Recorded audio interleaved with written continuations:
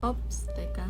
Hindi ka ba makatulog, kaka-overthink, at ang lahat ng problema ay umiikot sa ulo mo o sa isipan mo? Sabi sa Philippians chapter 4 verse 6, "Be careful for nothing, but in everything by prayer and supplication with thanksgiving, that your request be made known to God."